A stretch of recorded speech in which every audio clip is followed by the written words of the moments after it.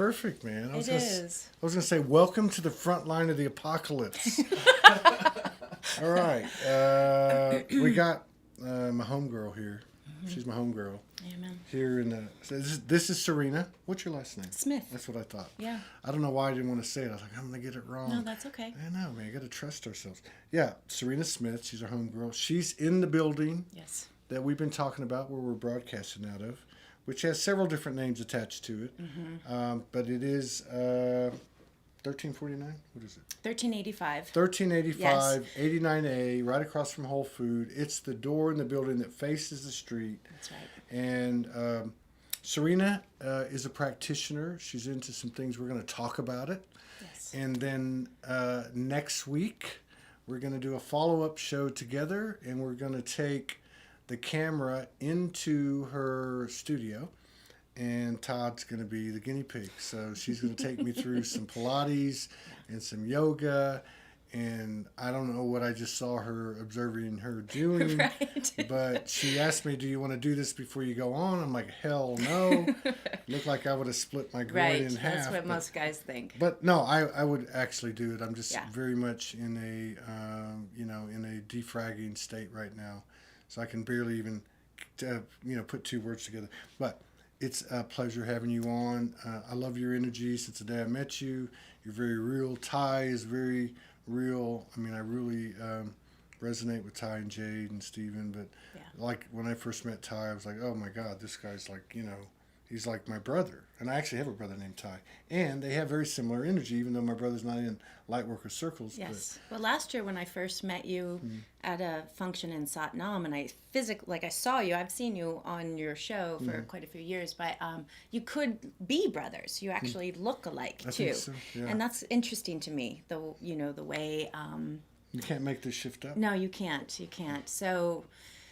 Yes. So as I've been enjoying your videos, your interviews, what I've noticed that most of the topics are about non-physical things. Yes. We talk about intention, which is very powerful. That's non-physical. True. We talk about our emotions and how to work through our emotions, how to control or master our emotions. That is non-physical. We talk about energy. We talk about the chakra systems and getting the chakras flowing. All of these things are non-physical things. True. So whether we like it or not, or accept it or not, we are in very physical bodies. I'm with you. Yes. And so I just think it's an interesting topic to... I think you're right on time because primarily the only physical thing we've talked about this year, and it's been more and more and more, is that the body's starting to speak to us. That's right. The body's like going, hey, you think the human is the hero and the human is part of this multi-dimensional composition of you, but there's another one that you're leaving out, and that is the body. That's right. Now, the body is like, what I'm getting is, it's saying to me, I am the same consciousness as your Syrian aspect. I'm the same. In fact, I have more potential within me because I am the mission. That's right. The mission being to alchemize and transform this body, which seems to be strictly matter, but it's not, right? And It's not. This is where you come in. Yeah. So to open up this conversation about how these non-physical things that and trust me, I'm very happy that we're talking about these non-physical things. The fact that the words I just mentioned is now quite common in our everyday conversations for the most part, where it's not taboo. We can talk about energy, we can talk about chakras, we can talk about the importance of intention and raising our awareness, which is just raising our consciousness. So I am so grateful that these are conversations that are being had right now, because that tells me that the collective is ready to have these conversations. I'm with you on that. That's really awesome, because that is definitely where we are going, is raising our awareness or our consciousness. So yes, and so most of us have heard this idea that we are not humans having a spiritual experience. Yeah. We are spirit having a human experience. Right. And to really think about what that means, right? So in a way, this avatar, this vessel, we had to kind of compress our spirit, which is infinite and vast and limitless, and stuff it inside of this, what some people call a meat suit. Yeah. So a lot of the struggles that we have is because of that. Yeah. On the flip side of it, I do think that we chose this experience for that very reason. I agree. You know, so if we came from the God spark where there was nothing but love, limitless manifestation, and co-creation with our friends and family, and everything was going so smoothly and so perfectly that we actually decided to create a scenario to come down to a very dense, we call it dense, planet, and a dense body because of that. But it's beautiful in the same way because Earth is a physical being. Yeah. And I do think that Earth can exist without us, but I don't think we can, as a human being, exist without Earth. There is a very coherent relationship between our human physical vessel and the Earth. Yeah. So here we are. Now, our bodies, they do talk to us, okay? And it's like a compass or a gauge as to how our emotional being is. So oftentimes we associate with pain. So if pain comes up, it is a way for our spirit to tell us, hey, something's not right here. There's something out of alignment. And in the bodywork world, we say this, we store issues in our tissues.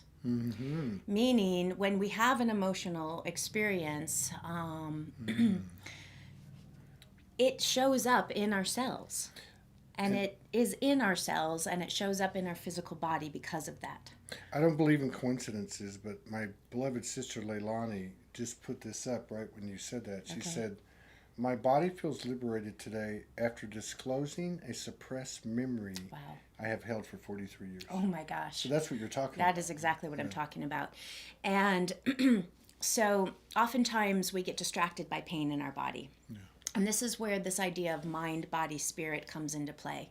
And this can kind of pull in Joseph Pilates' ideology and his method.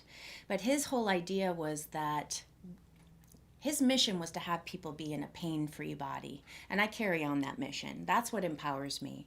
I would like to get people to a state of no pain or as little pain as possible so that they have the freedom to be authentic within themselves and their spirit. We all know what it feels like to wake up, get out of bed, stand up, and we have pain in our back. And that is all we think about is that pain until it goes away. And then when it goes away, then our spirit starts to come out and shine. So is it conceivable, because we talk about, again, the non-physical stuff, right? And no one's ever pointed that out. I think that's a very good observation. Yeah. So we talk about shadow work, inner work, zero pointing, lots of different modalities and names, which has to do with, ultimately, knowing that stuff is stored, somatic memory, muscle memory, bone, whatever. So it's like you go in, you find this traumatic event or series of events or whatever it is, and you do what you do with it, and then the physical part of it goes into perfection or to its original state.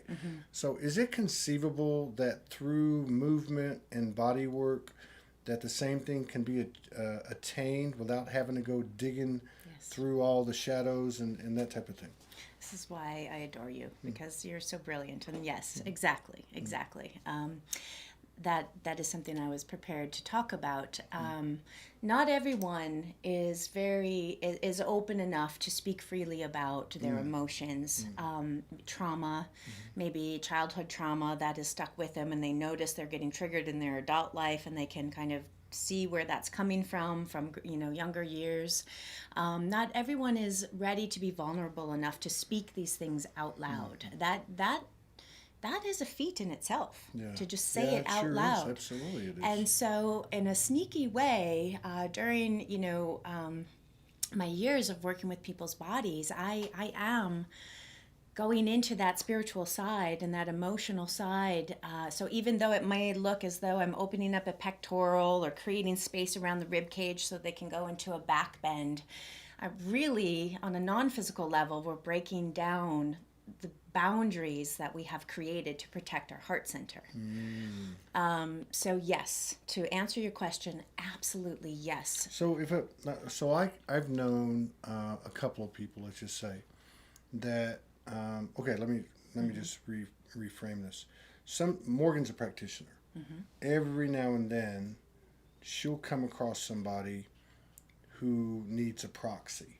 Like it's such a traumatic thing, or they're blocked. So I'll come in and I'll act as a proxy, contact my higher self, and then pull up their higher self, and then do the session, which is you have a proxy instead of okay. So.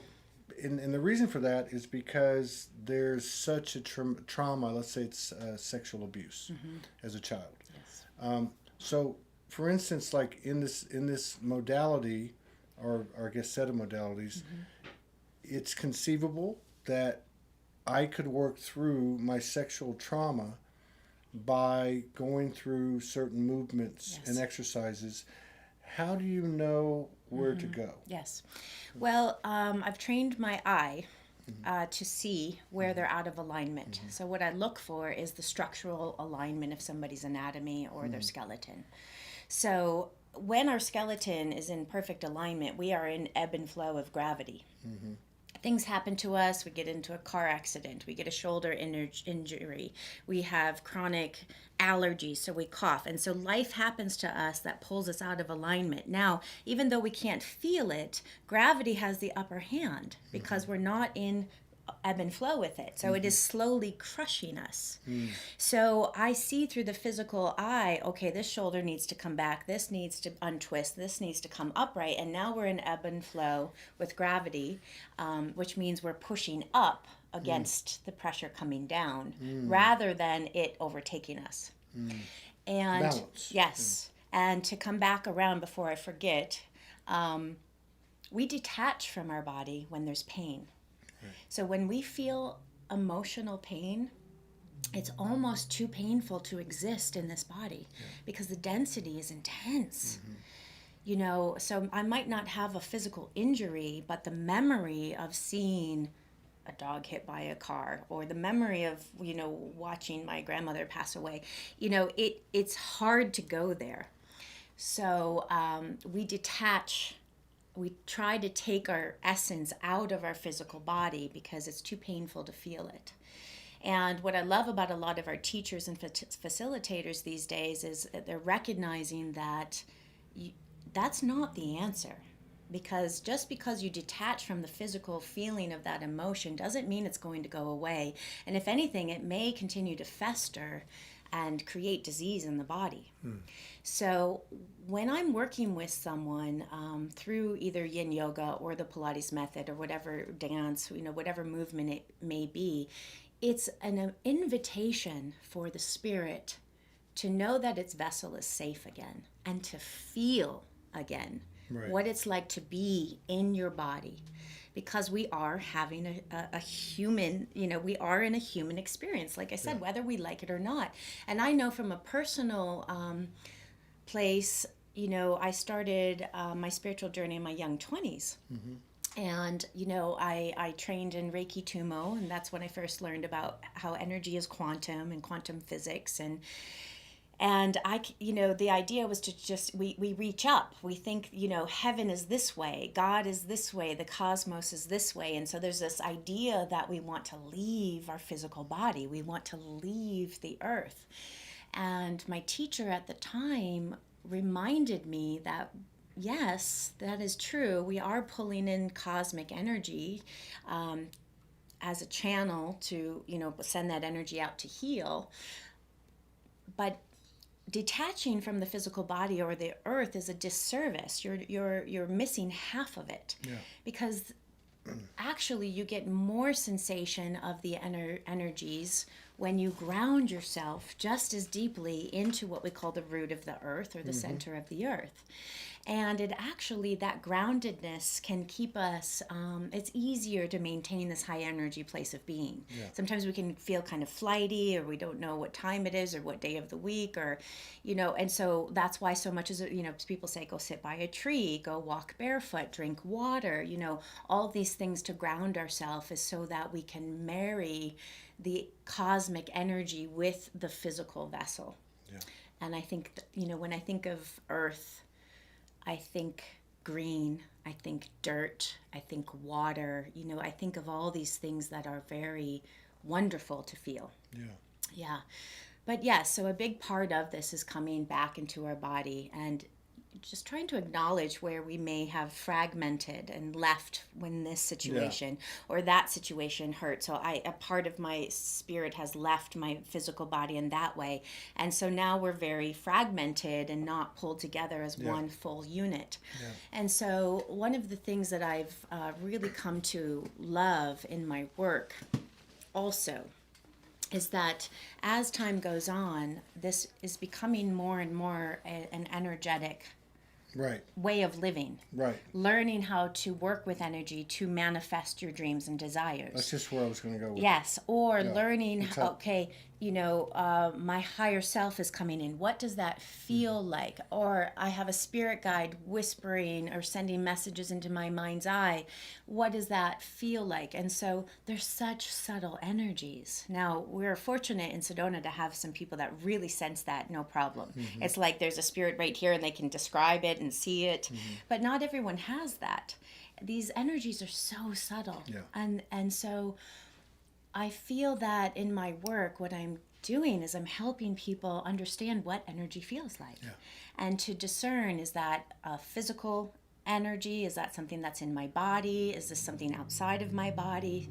So it's practice, if you will. But first by getting to know your body. That's right. What does it just feel like anyways? Yeah. What does the body feel like to fully be in it and to accept it for what it is and what it feels like today in this moment? Yeah, because ultimately, let's face it, in 5D or on a 5D Earth, there are no hospitals. Right. Right? So we know we have to extract from the 3D programming and machinations in order to step into this higher frequency. One of the things that's kind of amusing to me, but it's also very intriguing, and it's right up your alley, this is where I was going with it, is that with the whole COVID quarantine thing, you're seeing countries and cities and states talking about how nobody's going to the hospital. Right. And I'm thinking, wow, that's really cool, because ultimately everybody's going to understand that whatever it is occurring in their body has an energetic basis. And I'm thinking, wow, that's like the same thing with the educational systems. Kids went home, they're no longer in that programming. That's right. So they're now freed up a little bit. Yes. So it would make sense that as we're moving towards, say, 5D or higher frequency or New Earth, that there would be a major de-emphasization on the health system. Right. Just like the educational system is going through now. That's right. Yeah. We have been taught to seek outside of ourselves for guidance. We go to doctors and we tend to give our power away because they've earned their degree and they spent the money to get that degree. And not to say that they haven't learned and they have a lot to offer. But what I am emphasizing is that our physical vessels have the innate ability to heal and regenerate. Absolutely. And I think we just got so used to, just listening to take this medicine if you have this symptom, take this if you have that. So much of this synthetic medicine or drugs is to really just put a Band-Aid on something so that you feel less. Yeah. They want you to feel less. Yeah. I want you to feel more. Yeah. Get rid of the Band-Aid, get rid of the drug, maybe use it if you need it, but then don't rely on a pill for the rest of your life. Our body has the innate ability to regenerate. It's amazing. So in terms of on that subject, and let's take something that's common, let's say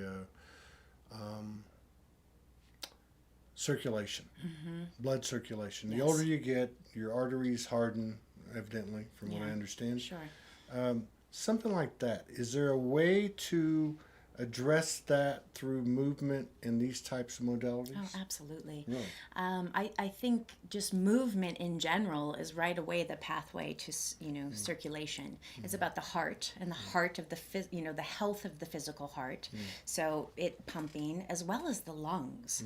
So we have these modalities that commune the physical body with the spirit, and breathing is one of them. I mean, look how popular breathing technique has become in the last 5-10 years. And not to say it hasn't been around forever, because a lot of people associate breathing with meditation.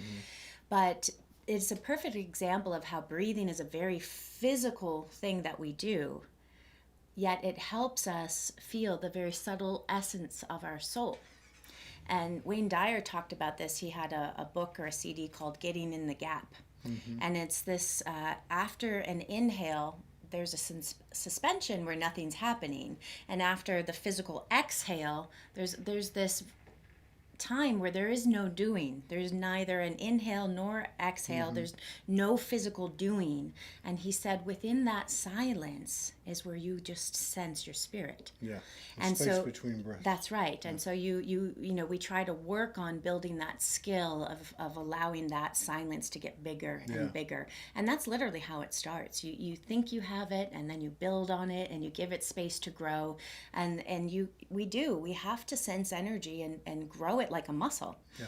And become strong in it, to become confident in it, so that we don't second guess, well, was that just my mind, or was that intuition coming through? So we that's really that's a very good point. And I used to write about this. You're saying it the same exact way, which was the space between breath.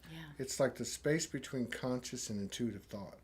It's not even, to me, it's not even totally intuitive. It's like right in the middle. That's like right. There's like a void almost. Yeah, it's like a suspension. Or it's silence. We've been talking about silence this week, how much does that play into it? As we evolve and expand collectively and individually, we're learning to shut the F up. That's we're right. learning to, not only, and I'm being funny, but we're learning to, quiet down here. That's right. And then quiet down in conversations with people. That's right. Which really means that we're learning to be present and listen. But how does silence play into? You do yoga too, right? I do yoga. So how does that play into any of the modalities you're familiar with? How does that play into it? Yeah. I think again, it's coming back to being grounded and just what does it feel like to be in my body? And what is my body telling me? That's something I'll ask my students a lot. I'll say, okay, we just did the left side. Now let's see what that feels like, that we've worked the left side and we haven't done the right side yet. So now let's go ahead and go do and work the right side now. So it gives us information. And I think that's a big part of our human vessel, is it's a constant feedback loop of how you're feeling, and your body is reflecting that towards you. One of the things that I love is that as people feel stronger and their spine becomes more aligned, and then I actually get them to move their feet, flex, like use the flexibility of their feet and press off the earth so they can go. Are we going to do this next week? Yeah, we should. Yeah. But the more they feel confident in their physical body, I see the evolution of their spirit starting to be like, okay, I'm not afraid anymore. I'm more... what's the word? I'm more grounded. I'm more present in my physical body. I feel more confident and secure. So now I can allow my authentic self to come out.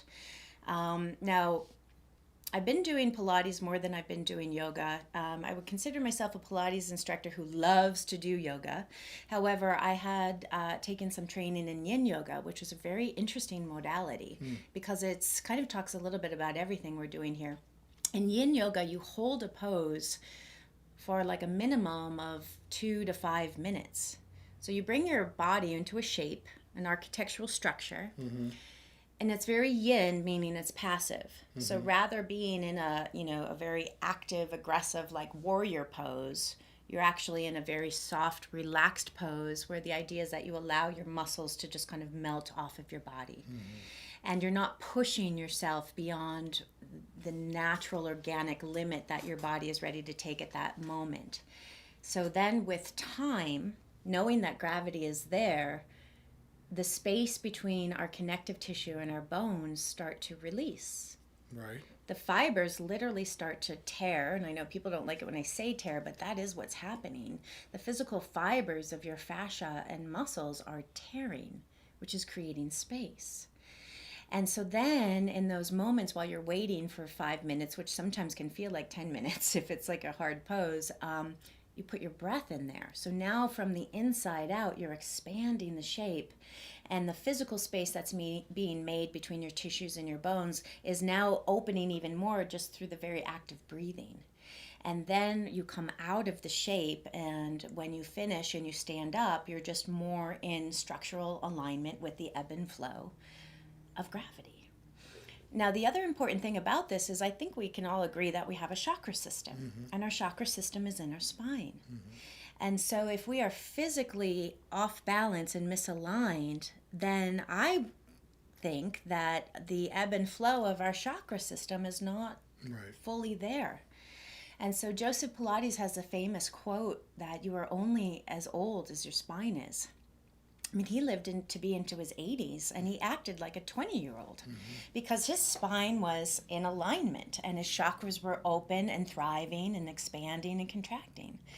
So yes, to go back to that, one of your earlier questions, we can very, very much so heal our emotional body, tune into the receiving the energies that will help our innate miraculous body regenerate and heal itself. You know, we really don't need much other than water, sunshine, and some really good feeling thoughts and some nutrition. But, you know, our bodies really don't need much more than that. They just want us to listen, and they just want us to pay attention to it.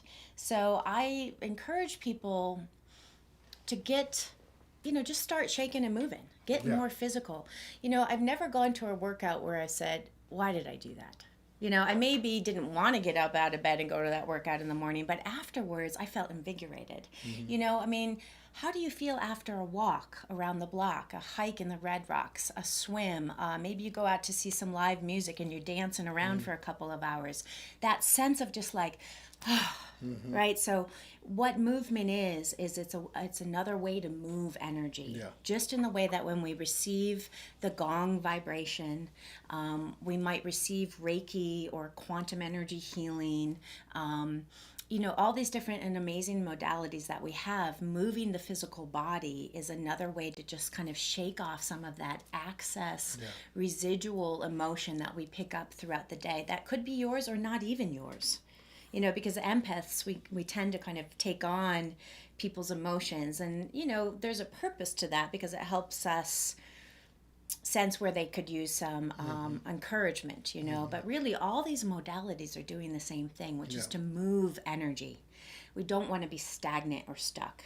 If a chakra is blocked, the energy is stuck. So I can choose to put a tuning fork on there. I can choose to hit a gong and let that go in there. Or I can choose to do a movement that is going to move that energy around. There's a lot to be said for movement. I mean, because so many modalities, they have like specific things you got to do. And, you know, you don't always resonate with it. But, you know, really with what you're saying, just getting out and moving. Also embracing, you know, so many outward media, societal constructs. You know, we have to look a certain way. We have to like weigh this amount, eat this, don't eat. I mean, there's so much limit and confusion being put on us that people are like apprehensive to just be confident in their body, you know, because we're just confused. You know, and that's the thing. It's like block it all out. Well, it's like the medication and doctors and hospitals. And I know, and I was telling you this earlier, when I reawoke, it was 2 years of walking on the streets. And I mean, I would walk probably an average of at least, I'd say 5 miles a day. Wow. And then dancing in electronic and hip hop clubs. Probably 5 to 6 nights a week, which was usually a 2 to 4 hour, pretty much nonstop thing. That's right. And I noticed two things. Of course, I got some of this information from my team or whatever you want to call it. But what I noticed as the human part of me, who was going through this massive awakening, dealing with a lot of non-physical energy, and going through the doubts and like, is this really happening? But what I could not deny was I'd had back pain for 12 years. I had chronic back pain. I had ankylosing spondylitis. Tested positive for this disease, which actually had totally crippled my brother. Wow. And so anyway, what happened was I noticed that my back, which the lower back muscles had atrophied. But I got basically in the best shape of my life since I was about 20. Through walking and dancing. Walking and dancing. But there was something else going on because there was almost like an adrenaline flowing through my body, which I recognize as not just being a physical force. Ooh. It was actually kind of a fusion. Right. But I guess the reason I'm bringing this up is because, one, I look at things sometimes like, I don't like working out. But I like to dance, I like to play basketball, I like to swim. You like to be physical, you do like to move. But I'm just saying, so it's not like lifting, you know what I mean? It's not tedious.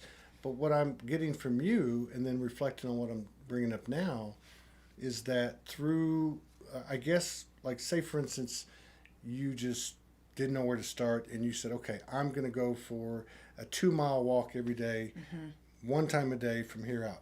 Right. Just by virtue of that, without any specific intention, I have a feeling that there must be some type of flow in your energy that actually has like a general I don't know, I don't want to say antidote, but like a general treatment for the entire field of the body that kind of can bring up everything deficient, that maybe not fully, but can bring up everything a little bit. Sometimes I use the analogy of a vehicle or a car with our bodies, right? So if a car's been stagnant sitting there for a month and you haven't turned it on, we're afraid the battery has died or something. So there's something about this idea of stagnation versus movement. And I mean, I don't even know all the systems in our body. I mean, we've got circulatory, we've got the lymph nodes, we've got hormones. I mean, there's so many things going on.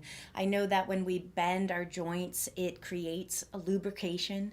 So if you're not moving and bending a certain way, you're not getting the synovial fluid that's supposed to organically lubricate our joints anyways.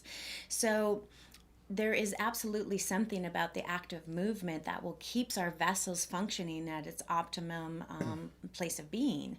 And so it is when we become more stagnant that things start to shut down. And they had said, like sitting is the new smoking. I mean, over time it can kill you because it shortens your diaphragm, it closes you in, your heart's not as aligned, you're not breathing as much. I mean, there's really just so many layers. You know a lot. I've been doing this for a long time. My mom put me into dance classes, tap and ballet when I was 2 years old, which I can't even imagine what I did then. And I didn't stop dancing, for the next 20-something years. And then I retired from dance and organically moved into the Pilates Method, which was very much just about alignment, which was great because with dance, it's kind of, it's the eye, the line that we look at that's appeasing. That's why we go see the ballet, because of the beautiful visuals that are made with the body. I just like to watch her toes. Yeah, their toes. It's incredible, right? So Pilates is so much about alignment and the lines, and there actually is quite a bit of even yoga, freedom for expression of your spirit, but in a non-verbal way, but very physical, and to get that out. I mean, think of how many people that, they're just not right unless they've gone to their yoga class, and so what is that? Why does it feel so good after a yoga class where you're not going to get frustrated or triggered when you go into work that morning? There's something to that. And another thing I think about is when you have a young dog or like a puppy, and if you don't get that dog out for a walk and fatigue it, it's going to start to misbehave. It's going to start chewing on your furniture or ripping something up. So there is something about the physiology of our body that we need to exert a certain amount of energy so that it does not come out in a verbal aggression. It's going to come out one way or the other. Or an emotional aggression. That's right. Do you think that the voice of the body is getting louder? as we collectively, transverse. I do, and thank you for bringing that up. And so there's something to that, because the more you ignore the voice of that, the bigger that problem can get. The other thing I would like people to start thinking about is that, the thoughts, as we brood over certain things and hold on to things, we can't deny the fact that we have interactions with other beings. We can't deny the fact that, a person might do something where I would think like, gosh, I would never do something like that. Or, we have a lot of judgments as to how other people choose to live, speak, exist in this world. But, we can't, if we hold on to that, we're hurting ourselves. Yeah. Because those thoughts, like I said, they get stored in our cells and in our physical vessel. So when we hold a grudge against someone, we think, in a weird way that, oh, well, they're going to feel this, this is the repercussion or their karma because I'm holding on to my grudge. But really, they have no idea that you're holding on to that grudge, and all you're doing is hurting yourself. That's right. And so you might not be able to freely express yourself verbally. No one really suffers when you get angry but Yeah. you. I mean, but to work through and process those emotions, alchemize, as our friend Lori says, will then free your body from physical suffering and pain. Yes. So that's why, oftentimes we say, try to stay positive, keep positive thoughts. Well, there's a very big reason for that, because it will show up in our physical body. That's a good combination for someone that's starting out, saying, oh my God, this all looks so complicated. Yeah. And you could say, hey, guard your thoughts. Yeah. Kind of go down that path and then movement. Yeah, movement is great. Those two things would be a good start for anybody. And, let's face it, it can be very intimidating to walk into that yoga class for the first time, to walk into that Pilates class for the first time, where you're surrounded by people who have been doing this for years. And I say, hey, we've all started somewhere, and that's why we call it a practice, because there is no perfect pose. So we're gonna do this next week. That's fine. But there's not going to be other people in there. No. Just the camera. There's not even room for other just people. Just the cameraman's going to be in there. there. That's right. So we're going to do at least one yoga pose, I guess. You're going to just take... Or Pilates. I have the equipment. It's awesome. So I'm okay with the Pilates, even what you were doing today. I'm not afraid to do that. Yeah. So is it like... Are we going to do like some type of assessment? Like if somebody walks into your office, do you first assess? Okay. Yeah, it's... Without me even thinking about it, I mean, I just do it. Oh, you scan I could be people watching and I'm scanning. Okay, so you're scanning. I'm constantly scanning, like that shoulder's down, they're limping, they're not. I mean, so we could start with that. Like, where you could say, okay, I just want to be like a client coming in for the first time. Right. And then you're going to say, you might not normally say that, but you say I'm scanning you. And we'll just see what happens.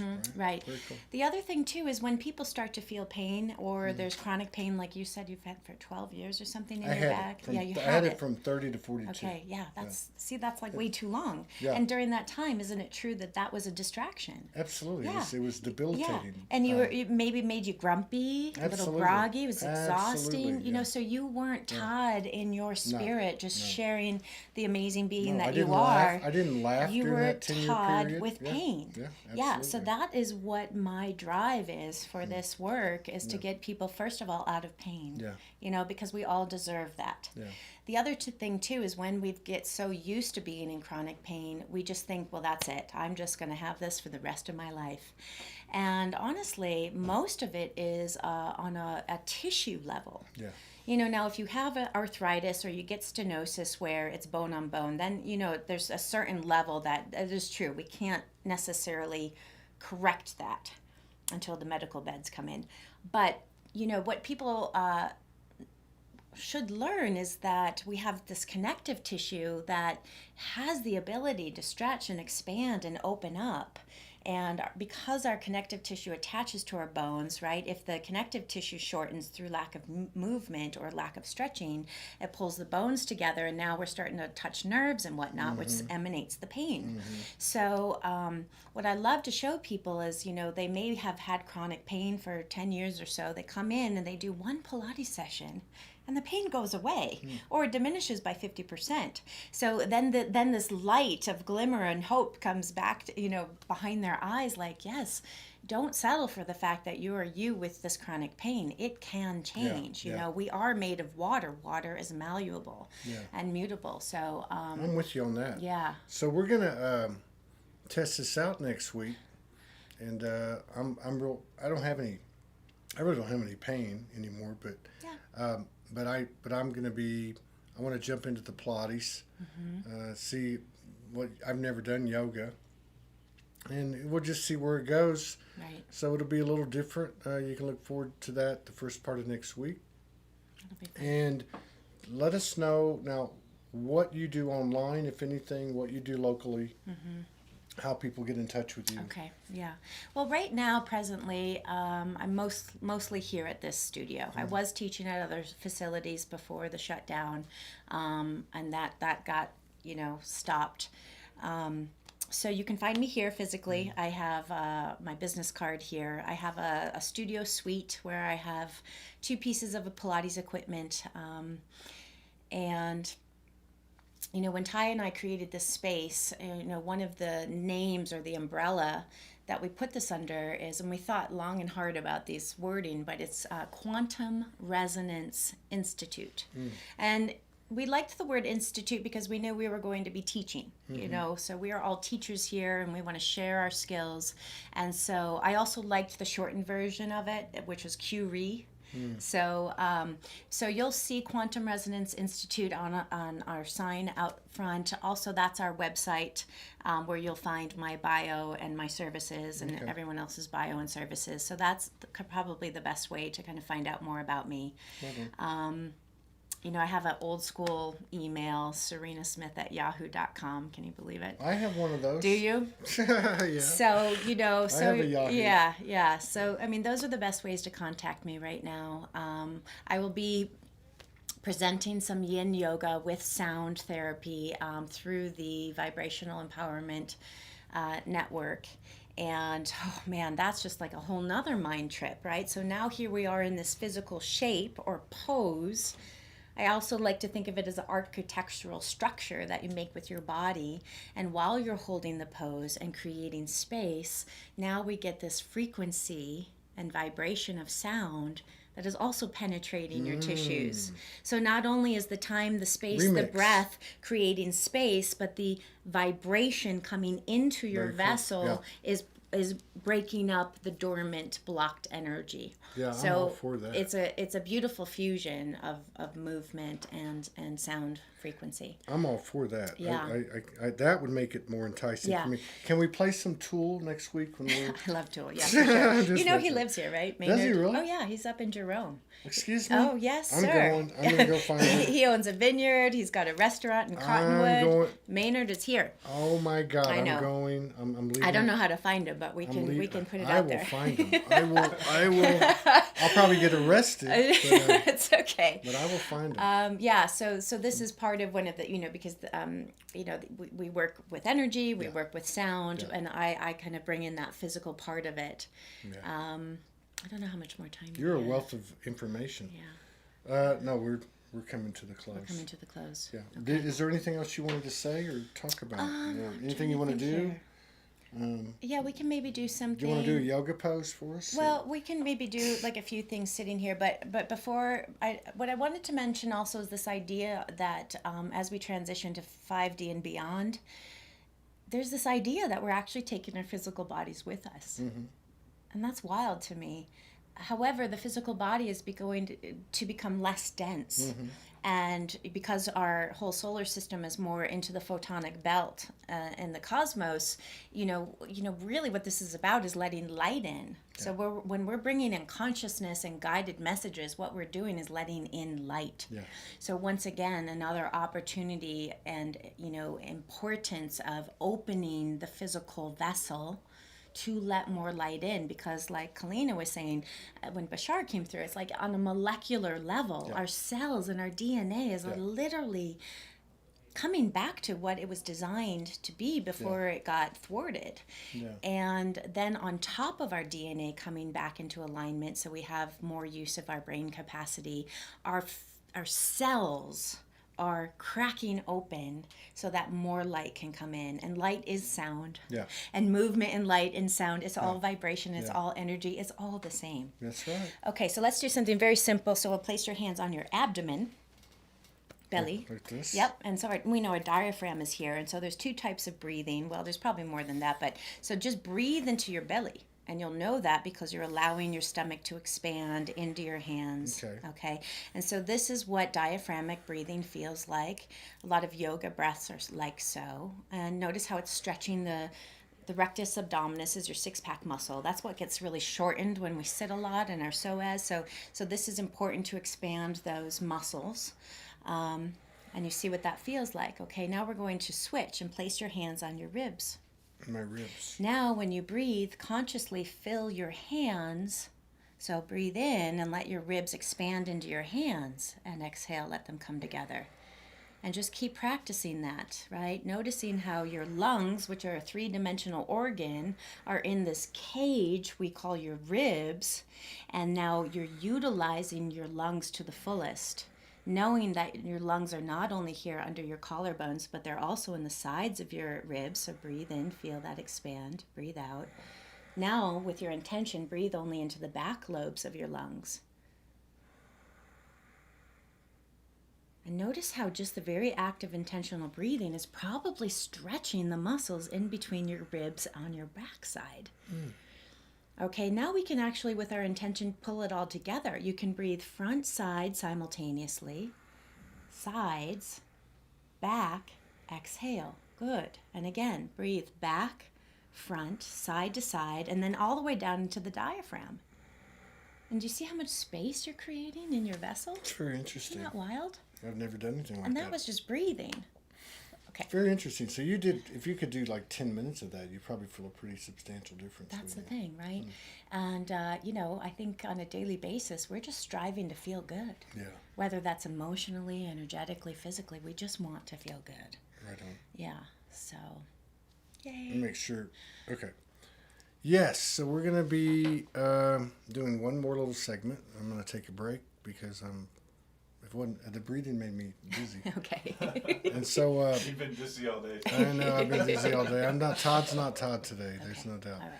But we're going to get together next week Okay. with this beautiful, beloved sister. And we're going to have some fun inside serious fun inside your office. And That'd be thank great. you for coming in. Thank you and so much. Appreciate you. All I right. appreciate you. Uno más.